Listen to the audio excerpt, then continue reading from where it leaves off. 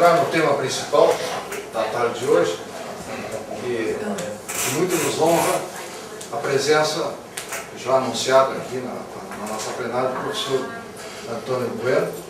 Ele é natural de Palmeiras das Missões e há um ano, né? Um ano e meio mais ou menos, 2 anos, né? Tive a satisfação de recebê-lo. Um ano, né? Ele esteve procurando um dos parentes do Raul e que nós tivemos a oportunidade de trazer informações a respeito da vida de Raul Pila. Então, realmente, o Antônio Bueno, o professor Antônio Bueno, teve a felicidade de escolher um tema importante e para nós, achamos por bem trazer a público aqui no nosso movimento, já que o Raul é o patrono, para que nós, até os próprios familiares também, fazem uma reciclagem, vamos dizer assim, no que foi a vida biográfica de Raul Pila, a parte da política. E quero comentar aqui, com bastante satisfação, que esse trabalho, dissertação de mestrado apresentada pelo professor Antônio Bueno, teve a nota máxima, 10. Então, eu solicitaria uma salva de palmas.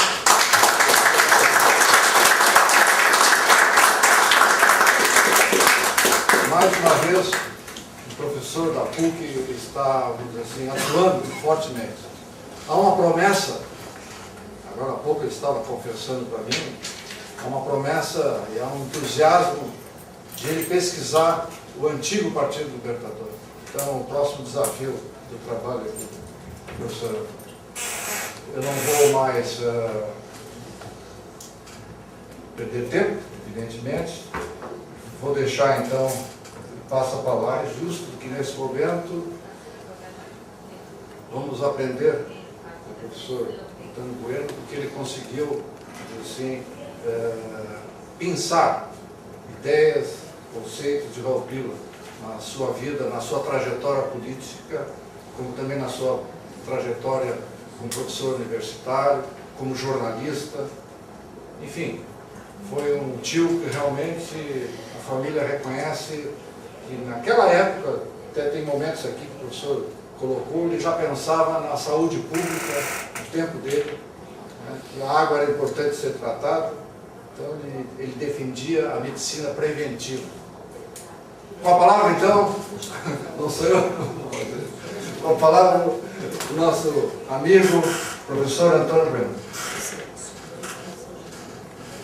Eu quero cumprimentar, boa noite a todos e a todas, cumprimentar os membros aqui do Movimento Parlamentarista Brasileiro e quero cumprimentar a todos através aí do nosso presidente, que é o Nelson Pila, né? É uma honra para mim estar aqui apresentando diria assim, um retrato, né? Uma fotografia, um recorte, e tenho muita consciência de que neste espaço aqui muitas pessoas talvez conheçam muito mais de Raul Pila do que eu possa abordar aqui, e também conhecem muito mais do parlamentarismo do que certamente será mencionado aqui através desse trabalho que eu apresentei na última semana na PUC, né? De qualquer forma, eu queria fazer inicialmente um registro de que esse trabalho ele teve uma pesquisa que eu tive um curto espaço de tempo para realizar essa pesquisa. Foram 2 anos, né, que tive pesquisando, examinando e também para fazer a conclusão, a escrita, né? Então veja que não é um espaço de tempo muito longo, é um espaço curto, e por isso que talvez justifica o título, né? E o título do trabalho é Aspectos de uma Biografia Política. Então não é a biografia política, são aspectos, né? De outra forma, eu quero iniciar lendo uma frase que Raul Pila mencionou na tribuna da Câmara Federal, ainda na década de 50, e que me parece resumir de alguma forma o seu pensamento político, a sua análise sobre o que ele pensava de política. E a frase, eu fiz a ilustração inicial da dissertação, foi a frase que a gente apresenta nos elementos pré-textuais aqui, e me parece que de alguma forma resume esta ideia, esta visão de Raul Pila sobre a política. Então, diz assim, frase então de Raul Pila, né? É a política, ao mesmo tempo, a mais bela e a mais feia, a mais nobre e a mais desprezível das atividades humanas. Tanto mais desprezível e feia nas suas deformações, quanto mais nobre e bela na sua pureza originária. Porque se ela se pode definir a arte do bem comum, converte-se na arte do mal supremo, quando se deixa tomar da paixão do poder e esquece os altos objetivos. Então, uma frase de Raul Pila que, entre todos os documentos, todas as leituras que fiz, que ele escreveu, as correspondências, os documentos partidários, as bibliografias que abordaram esse tema do Raul Pila, diria assim que, em poucas palavras, isso sintetiza o que Raul Pila pensava da política.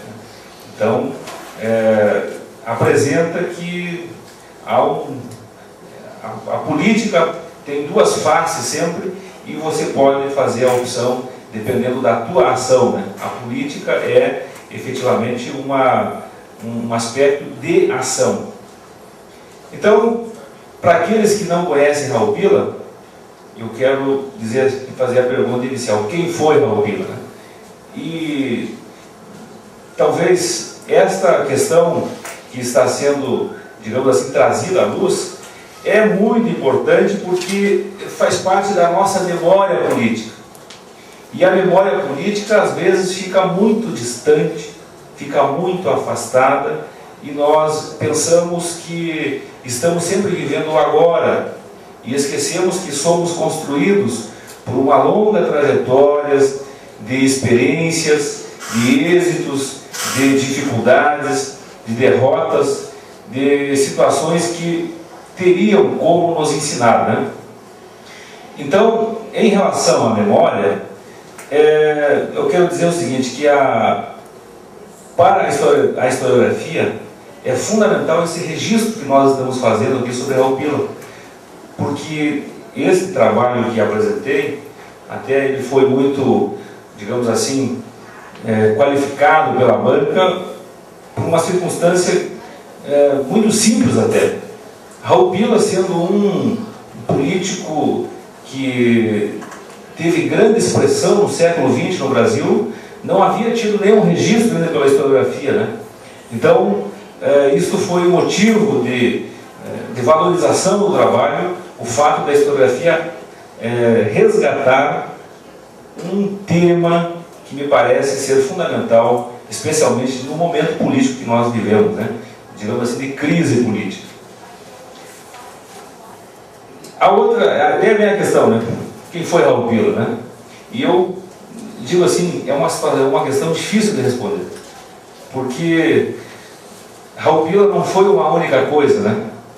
Ele foi muitas coisas ao mesmo tempo, e por isso que é muito difícil, dado o lapso de tempo que também existe entre a nossa experiência, a experiência que ele viveu, entre as experiências que ele teve nos mais diferentes campos, né? Seja no jornalismo, seja na medicina, seja na política. Mas eu diria assim que algumas coisas do Raul Pila, mais do ponto de vista particular, são questões essenciais. E isto ele carregou com ele dentro de todos os Raul Pila que ele era ao mesmo tempo, né? E diria assim que o fato de ele ser uma pessoa introspectiva era o Raul Pila que era o Raul Pila essencial, né? De ser um intelectual estudioso também fazia parte do Raul Pila. De ser comprometido com a questão do bem comum também era um aspecto que era essencial de toda a trajetória do Raul Pila. E quero destacar aqui que o Raul Pila, e para nós historiadores especialmente, tem que fazer esse reconhecimento. O Raul Pila passou todo o seu tempo no Congresso Nacional, li todos os seus discursos que ele fizesse, que está registrado nos anais, sempre fazendo o resgate político, da construção política do Brasil, indo aos detalhes, né?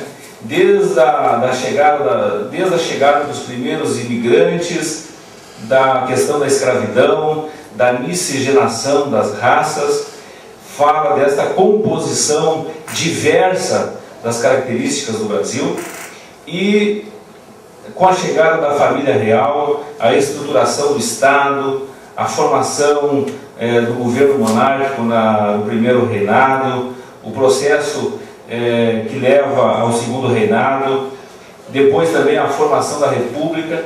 E Raul Pila, ele faz essa discussão de fundo com os parlamentares, né? Tentando demonstrar uma linha racional que me parece assim também ser central dessa primeira fase que eu fiz a menção.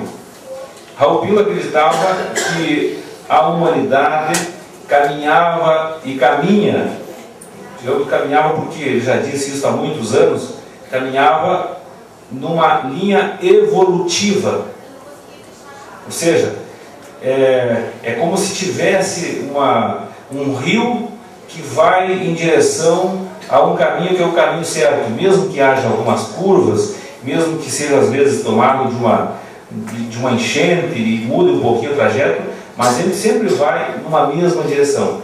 Então ele dizia o seguinte: a marcha da humanidade é uma marcha evolutiva.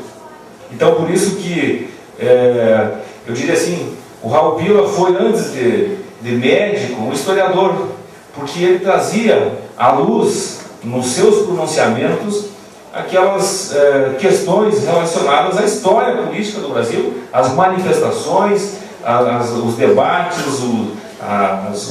as dificuldades que haviam, especialmente no segundo reinado, que foi o que ele mais se debruçou, né? Que foi por acreditar que houve de fato, mesmo não tendo constado isso na Constituição brasileira, na primeira Constituição de 1824, o sistema parlamentarista, mas ele acreditava que no segundo reinado houve no Brasil uma experiência parlamentarista, e isto ele tentava demonstrar que neste período o Brasil teria tido muitos avanços, e de alguma forma se devia a esta experiência. Nós estamos numa briga danada, né? Já sabe que gostou de ti, né? Só pode ser presidencialista.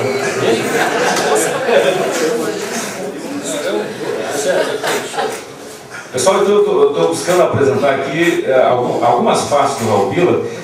A outra delas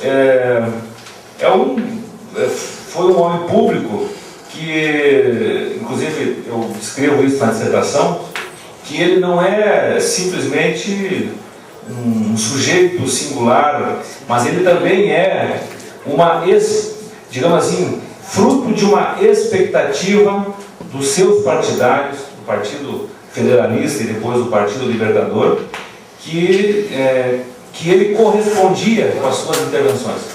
Então, o Raul Pila também, além dele construir o seu meio, ele também era construído pelo meio. Era uma relação de duas vias, né? Uma relação que vai e que vem.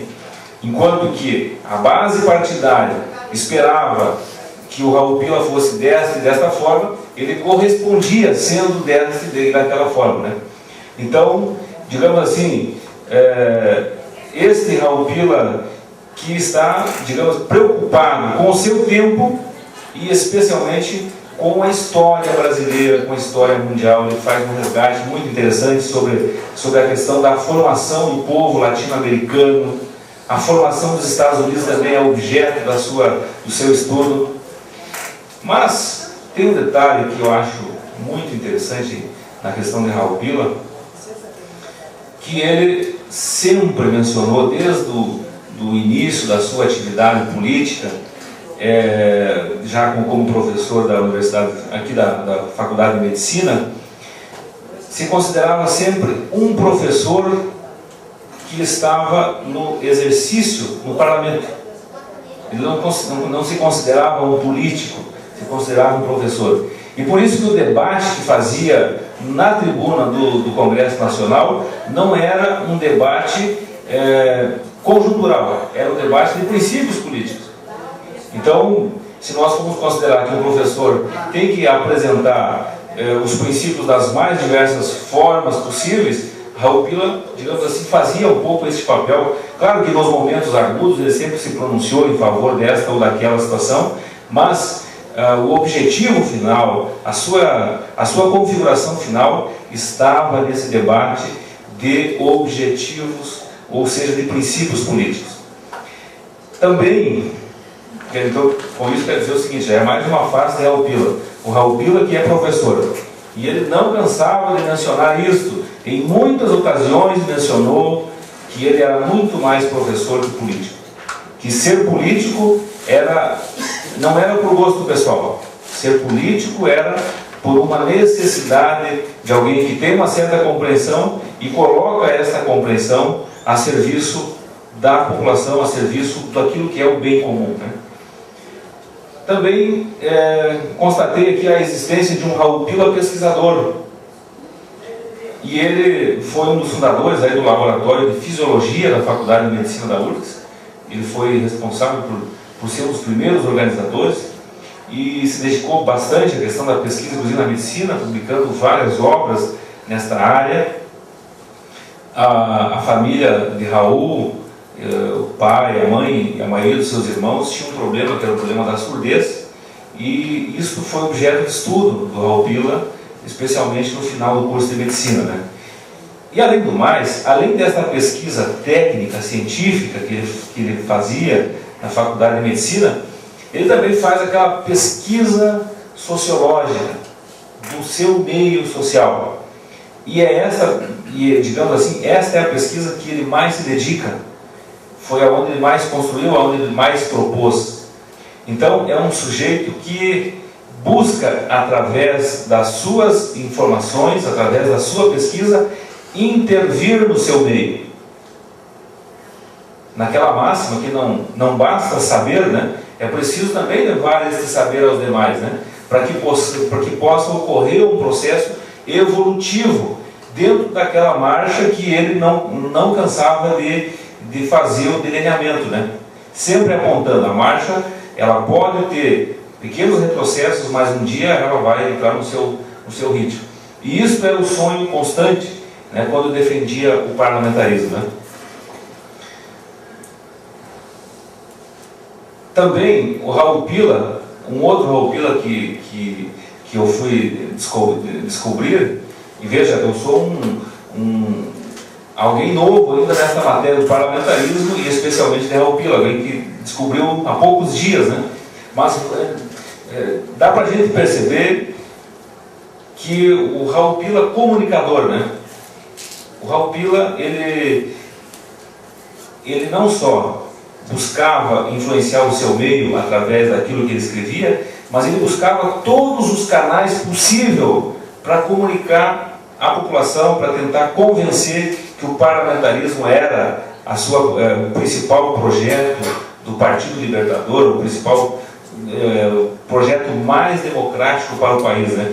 Então, através de jornais, escrevia para muitos jornais, também, já na época não existia muito entrevista, acho que de rádio, não consta muito, mas especialmente o jornal e os meios de comunicação, do modo geral, ele se fazia presente nas universidades, tentava incidir, viajava muito o Brasil, dando palestras nas universidades, falando sobre o parlamentarismo. Então, essa questão de informar as pessoas, para que as pessoas pudessem construir uma consciência mais cidadã, uma consciência mais democrática e que pudessem, principalmente, participar do meio político. Não apenas com o voto, mas participar com a consciência, com a intervenção, porque não basta ficar assistindo, tem que intervir no meio, né? E também um Raul Pila na sua vida particular. Também uma outra descoberta que que nós fomos fazendo aí ao longo da pesquisa. Um Farroupilha muito ligado à questão da família. Tem essa questão que foi mencionada aqui anteriormente pelo Nelson, em relação ao médico que trabalha com a saúde preventiva. Isto foi já uma das primeiras experiências na medicina de Farroupilha, a defesa, especialmente na família, ao visitar a sua família, de que deveria se preocupar com a higiene, com a alimentação, com a questão do balanceamento alimentar. Inclusive há várias correspondências que localizei nos seus arquivos, em que ele está escrevendo a sua esposa Esther, uma preocupação constante com o peso, né? Ao que parece, depois que ele casou, ele aumentou alguns quilos, e ele estava muito preocupado com isso, porque isso poderia trazer alguns problemas de saúde. Então, ele tem uma constante preocupação, e ele tinha alguns gostos assim, muito particulares, né? Por exemplo, ele gostava muito de coalhada, né? Então, isto tem um poder de engrossar a cintura do cidadão. Então, ele tentava como é que ele ia conseguir, por isso a alimentação balanceada, né? E também, um outro Farroupilha que a gente descobre nos seus arquivos, é um Farroupilha que tem uma história de amor pessoal por uma mulher como muito poucos se conhece, como muito poucos se pode talvez localizar na nossa historiografia, né? Uma dedicação absolutamente sem nenhuma sombra de dúvida, total, né? Um comprometimento total, mesmo não tendo nenhum retorno. Por isso eu digo assim, um político, um comunicador, um indivíduo comprometido com determinados princípios. E ele fez um compromisso com ele mesmo em relação à Esther, né? Quando o Olinto de Oliveira não aceitou o namoro deles em 1919, ele tinha mandado uma correspondência comprometendo que iria esperar. Mas ela nunca respondeu para ele que era para ele esperar, né? Mas mesmo assim ele esperou. E a reencontrou de 1919 em 1949, no Rio de Janeiro, lá numa exposição de artes. 30 anos depois. E... insistente. E ele já estava com 59 anos, solteiro.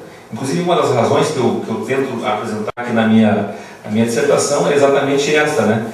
De que, como ele não teve filhos, né? E também tinha esposa, por esta questão circunstancial e não por vontade própria, né? Ele se dedicou totalmente ao trabalho e se dedicou totalmente à política, né? Então ele permitiu ter um envolvimento bastante substancial nesse tema, né? Nesse caso, eu fiz uma entrevista com a Ruth, né, para os familiares que conhecem bem a Ruth, ela é uma das sobrinhas mais velhas do Raul, mora ali em Canela, então eu fui até a casa dela, e ela me explicando que o Raul foi morar com eles um ano. Ela morava no Rio de Janeiro, e ela morava num bairro distante lá da onde era a sede do Congresso, né? Então, ela descobriu muitos anos depois que ele havia reclamado que o fato de ter que morar com a Ruth teria atrapalhado ele de encontrar a Esther com mais antecedência, porque ele foi morar no Rio de Janeiro em 46, em fevereiro de 1946, e só a reencontrou no dia 14 de outubro de 1949. Então, praticamente 3 anos depois, né, da sua morada lá no Rio de Janeiro. Bom, depois que ele a reencontrou, a sua vida teve uma guinada, né? A sua vida particular. Os amigos, inclusive, nos ofícios que eu fiz as leituras, falam, né, de um homem transformado, né? Um homem que pensava ter se realizado completamente, né? Esse Raul particular teve algumas mudanças, e aí tinha um problema que ele, quando encontrou a Esther, que ele também encontrou o problema, que era o pai da Esther, o Olinto, ele estava vivo, né? Então, ele ficou com um problema para equacionar, né? Queria se aproximar da Esther, a Esther já tinha sido casada, estava viúva naquela oportunidade, tinha tido 2 filhas, e marcaram então uma audiência, né, com o Olinto de Oliveira, mas estava já numa idade bem provecta, né? De tal forma que no metade de dezembro, então ele se encontrou no mês de outubro, e no final de dezembro marcaram o encontro. Nesse interim, o Raul Pila publicou um livrinho, que é um livro autobiográfico, né, chamado Palavras de um Professor, e este livro foi dedicado ao Olinto de Oliveira, no qual ele presenteou o Olinto no dia desse encontro. Então, uma forma de quebrar o gelo, né? ele presenteou esse livro ao Olinto de Oliveira.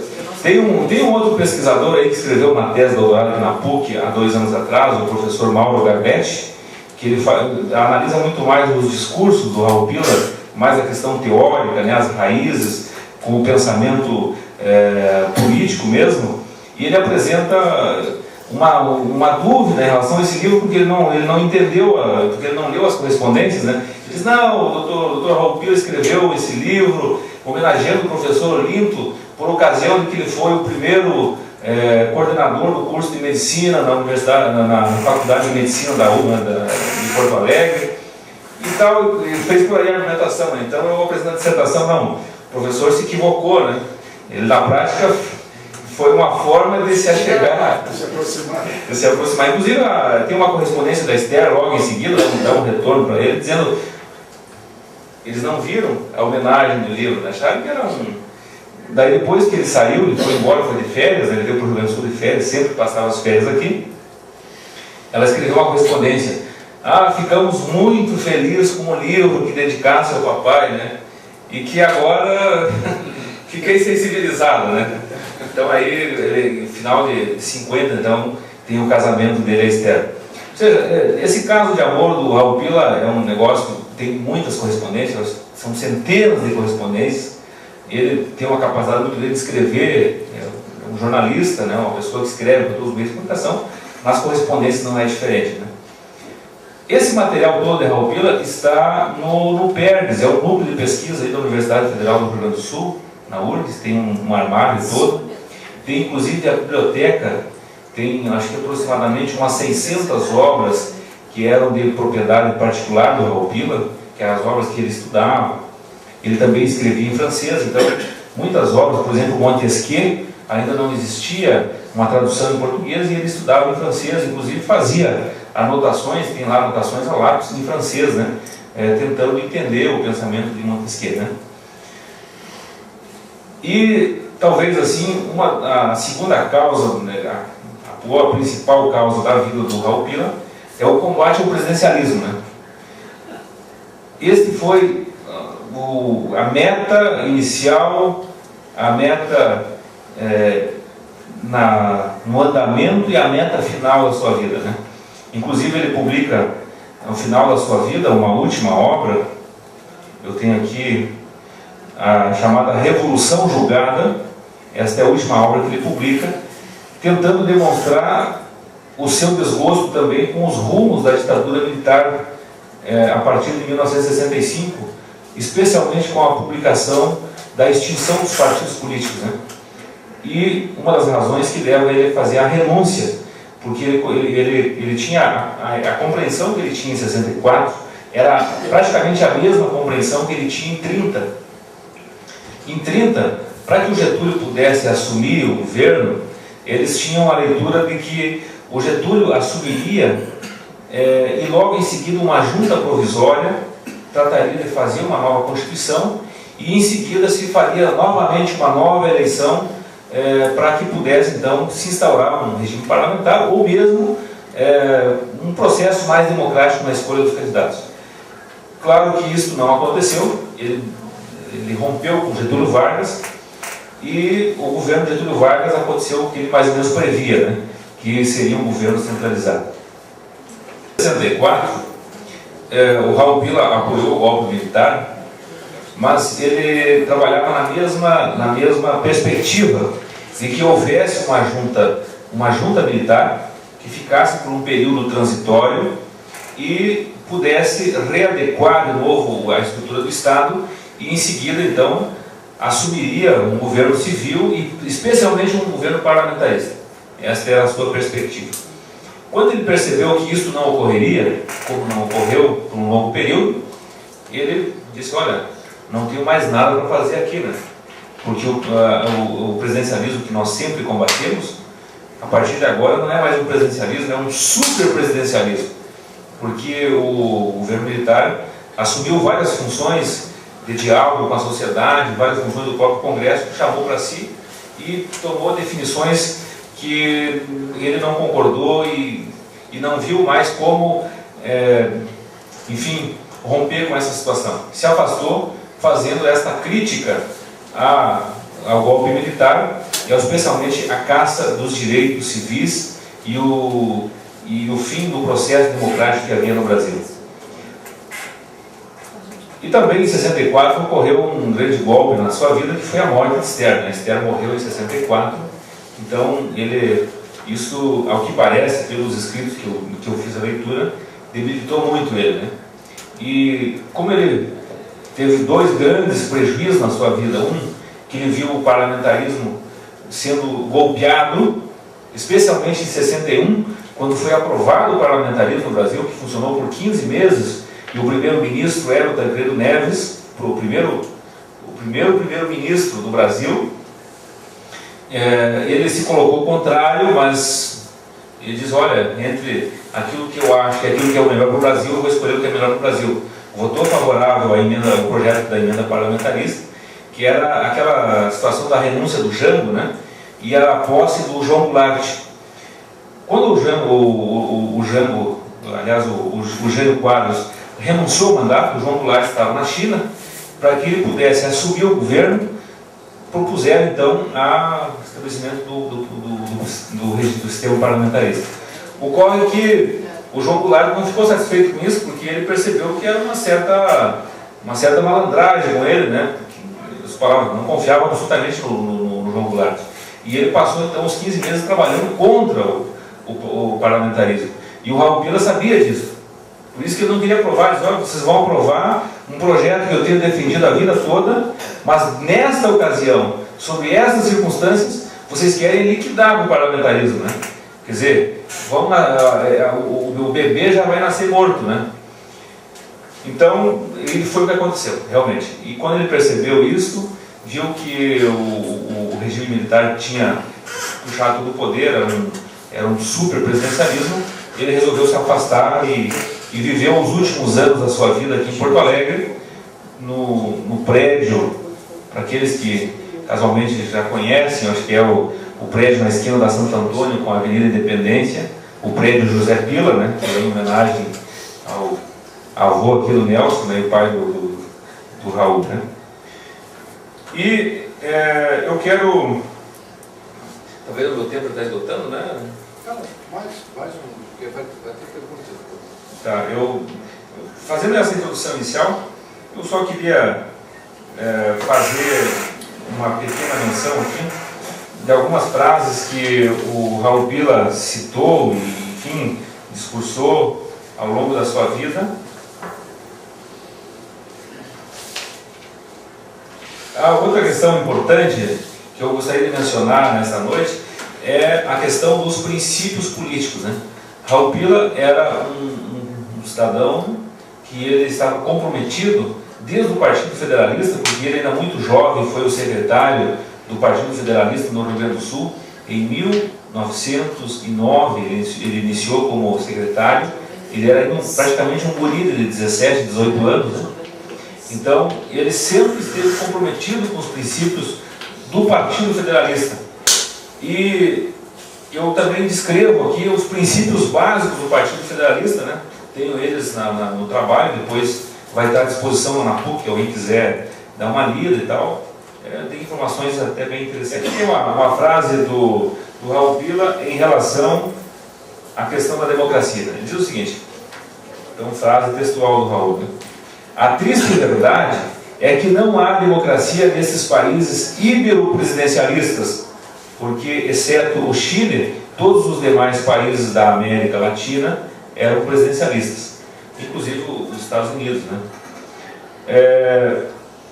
E que ela não surge nem quando, com o sigilo, o voto se torna realidade. Não há democracia, então, portanto, na visão do Raul Pila, nem quando o voto é uma realidade. Os cidadãos votam, descontados alguns casos de fraude, às vezes escandalosos, o seu voto é computado. Mas, com isto, o que se estabeleceu no Brasil não foi a democracia, senão uma demagogia. Antes não contava o voto dos cidadãos, porque falsas eram as eleições. Tínhamos uma democracia meramente convencional, sem base popular. Agora, o cidadão vota realmente, mas não o preparam, não o educam para votar. A antiga ditadura presidencial, sem o apoio na massa ausente, e por isso comedida, tornou-se agora plebiscitária. Ou seja, dizer o seguinte, o processo eleitoral nada mais é do que um plebiscito, né?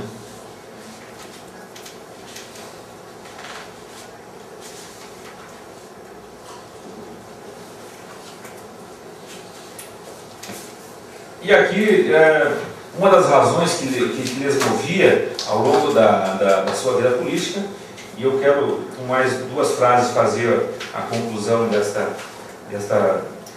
introdução sobre o trabalho, que é o seguinte, outra frase também do Raul Pila nesta mesma direção, né? Sempre ia nessa direção da ausência da população no poder, que o poder deve ser sempre democratizado, o poder deve ser sempre representar efetivamente os interesses, o interesse do bem comum. Daí dizia o seguinte, a história nos prova que em matéria de governo, as nações foram, em todos os tempos, joguetes de sua ignorância, de sua imprudência, de sua credulidade, de seus terrores, pânicos e, sobretudo, das paixões daqueles que souberam adquirir ascendência sobre a multidão. Como enfermos que se agitam sem cessar em seu leito, sem encontrar posição conveniente, os povos mudaram a miúde a forma de seus governos, mas nunca tiveram nem o poder, nem a capacidade de reformar a fundo, de remontar a verdadeira fonte de seus males. Viram-se incessantemente sacudidos por paixões cegas. Então, Raul Pila tinha esta visão que existia uma profunda desinformação para que os eleitores pudessem votar adequadamente nos candidatos, né? E pudessem ter o mínimo de conhecimento, especialmente no seu contexto, mais ainda porque os meios de comunicação ainda eram muito, não eram tão massivos como são nos dias de hoje, né? E encerro esta minha intervenção inicial aí, depois de abro para perguntas, com uma outra frase de Raul que eu também acho substancial, né, para esse momento. E ele dizia que o sonho do parlamentarismo sempre é um sonho renovado. Raul não perdia as oportunidades. Aqui eu escrevi essa pequena passagem. Ele não compreendia a não compreensão das pessoas em relação ao parlamentarismo. Se um sistema político é o mais democrático, é aquele que permite que o maior número, que o Estado possa ser o mais representativo possível dos cidadãos, por que as pessoas não compreendiam isso, né? Por que não aceitavam, né? Tanto que Afonso Arinos concordou com Raul Pila, depois de um longo debate, né, sobre parlamentarismo e presidencialismo, dizendo que, em tese, e depois no futuro, na prática, de fato o parlamentarismo aprofundava a democracia e levava, sem sombra de dúvidas, o país a um novo patamar e o Brasil continuaria na marcha da evolução. E nesse sentido, cito a última frase de Raul Pila, que diz o seguinte: revolução é subversão. Por muito que mal soe o termo agora, ainda quando pacífica, é sempre mutação rápida, repentina, somente depois a evolução, embora em novas bases, retoma o seu curso, que é o curso da evolução. Então, algumas frases de Raul Pila, algumas pinçadas, né? É evidente que tem muitas coisas que ficaram de fora. Eu fiz questão, inclusive, de constar no título, né? Aspectos de uma biografia política, porque não há como ninguém, é humanamente impossível fazer a biografia política, né? Então sempre vai ser ou aspectos ou uma biografia política, né? Dado as inúmeras indicações que existem das intervenções de Raul Pila. Como eu já disse, era um cara extremamente estudioso, não tinha um pensamento simples, não era simplório na política, ele não estava preocupado tanto com as questões cotidianas, diárias, dia a dia, estava preocupado em fazer uma discussão de fundo com os parlamentares, né, de fazer uma reflexão, e consta inclusive nos anais do Congresso Nacional, que sempre que havia a manifestação do Raul Pila no grande expediente do Congresso Nacional, muitos políticos do Palácio iam assistir à sua intervenção, e também o público era completamente silencioso, né? Ao contrário do que em muitos casos tu ouve nas casas legislativas hoje, né? Em que o deputado fala para a câmera, né?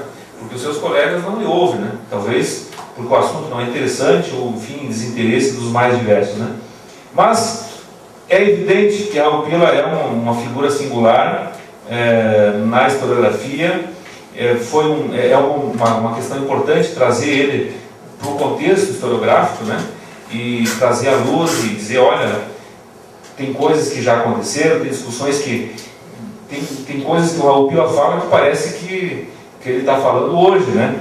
Dado a sua atualidade e a sua capacidade de compreender a sua realidade, e muito à frente do seu tempo, diria assim, do ponto de vista, dado as suas leituras que ele fez, né?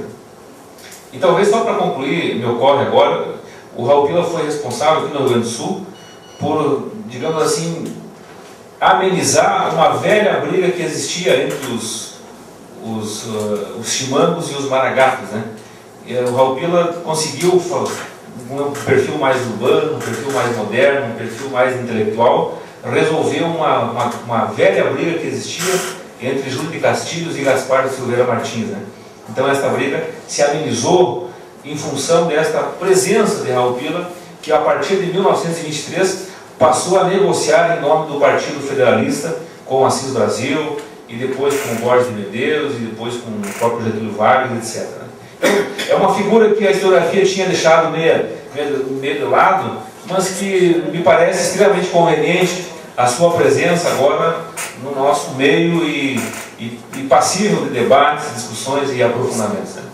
Muito obrigado, e que abre um espaço aí para que haja esses questionamentos, se estiver no meu alcance, né? Obviamente.